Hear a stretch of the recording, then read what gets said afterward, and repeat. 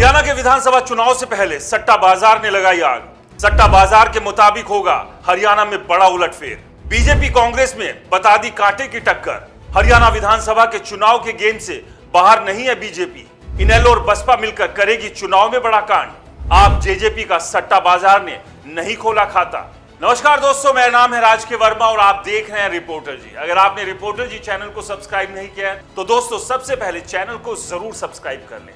चलिए बात करते हैं हरियाणा विधानसभा चुनाव की। हरियाणा विधानसभा चुनाव को लेकर अलग अलग कयास लगाए जा रहे हैं। जो जिस पार्टी में है वो अपनी पार्टी के लिए दावा कर रहा है। इस बार तो जीत उसी की पार्टी की होगी, फिर वो चाहे कांग्रेस हो, बीजेपी हो, जेजेपी हो, आईएनएलडी हो, बसपा हो, आम आदमी पार्टी हो या फिर निर्दलीय नेता जो चुनाव मैदान में ताल ठोक चुके हैं। लेकिन इस जीत और हार के दावों के बीच सबसे बड़ा सवाल यह है कि असल में जीतने कौन जा रहा है और इस जीत हार का फैसला करेगा कौन। तो साफ है, जीत और हार का फैसला अगर कोई करेगा तो वो हरियाणा की जनता करेगी, जो कि चुनाव के नतीजों के बाद साफ हो जाएगा कि किसके दावे में कितना दम था। क्योंकि इन दावों का दम निकालने का काम जनता करती है, इन दावों को दमदार बनाने का काम भी जनता करती है। नेता सिर्फ अगर करते हैं तो वादे करते हैं, झूठे दावे करते हैं। इन झूठे दावे और वादों के बीच पिसती अक्सर जनता ही है। इस पीसने और पिसने के बीच बात एक बार फिर से करते हैं कि इस बार हरियाणा में सत्ता के तख्त पर कौन बैठने जा रहा है। क्या कांग्रेस, जो लगातार ऐसा लग रही है कि बीजेपी से आगे है, और इस बार वो बड़ा उलटफेर करते हुए सत्ता हासिल करने में कामयाब होगी? क्योंकि लोकसभा चुनाव में कांग्रेस ने 10 में से 5 सीटें जीती थी, तो वहीं बीजेपी ने 2019 में 10 की 10 सीटें जीती थी। लेकिन 2024 आते आते ये सीटें आधी हो गई और कांग्रेस लगातार ये दावा कर रही है कि लोकसभा में आधा किया था और विधानसभा में पूरा साफ कर देंगे। तो क्या कांग्रेस विधानसभा चुनाव में बीजेपी को पूरी तरह से साफ कर सकती है? और इसके अलावा बाकी जो दल है उनका क्या कुछ भविष्य रहने वाला है?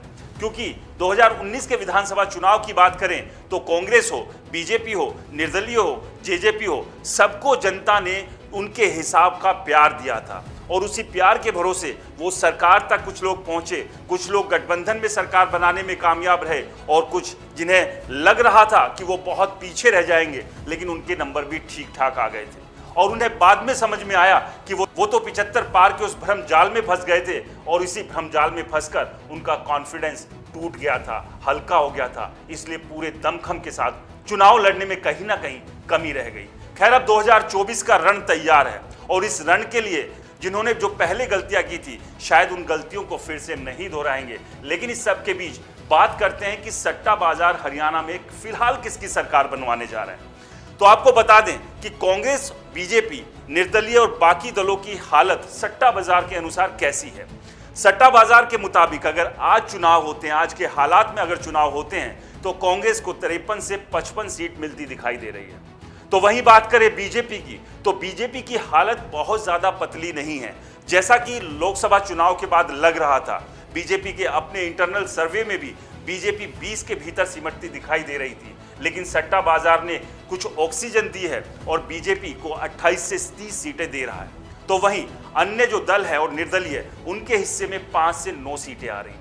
यानी कि बाकी के तमाम दल, फिर उसमें निर्दलीय हो, जेजेपी हो, आईएनएलडी, बसपा गठबंधन हो, आम आदमी पार्टी हो, ये तमाम राजनीतिक दल और निर्दलीय 5 से 9 सीटों के भीतर ही निपट जाएंगे। तो सीधे सीधे अगर सट्टा बाजार के आंकड़ों और आंकलन पर भी बात करें तो मुकाबला कांग्रेस और बीजेपी के बीच है और बीजेपी अभी सत्ता से बाहर नजर जरूर आ रही है, लेकिन अभी करीब करीब 1.5 से 2 महीने का वक्त है और इस 1.5 से 2 महीने के भीतर बीजेपी के अंदर ये क्षमता है कि वो बड़ा उलटफेर कर दे।